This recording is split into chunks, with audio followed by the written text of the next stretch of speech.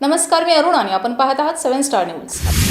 कडेगाव तालुक्यातील या गावात मोठ्या भक्तिभावाने देवीचा पारायण सोहळा केला जातो।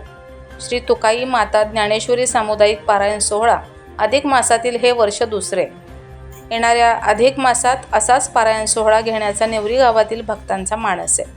शनिवार दिनांक 23 मे 2026 रोजी सकाळी ठीक 10:30 वाजता ग्रंथ वाचन सांगता होईल। नंतर संत पंगत होईल। 3 वाजता भव्य अशी दिंडी निघेल। ही दिंडी नेवरी गावातून निघेल। दिंडीमध्ये हरिपाठ घेतला जाईल। टाळ मृदुंगाच्या हरिनामाच्या जयघोषात दिंडी निघेल।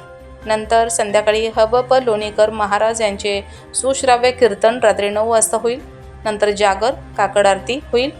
नंतर सकाळी 24 मे 2026 रोजी हबप मोहन काका घोटीकर यांचे काल्याचे कीर्तन 9 ते 11 या वेळेत कीर्तन होईल व दुपारी 12 वाजल्यापासून समस्त ग्रामस्थ नेवरी यांच्याकडून महाप्रसादाचं आयोजन केलं आहे।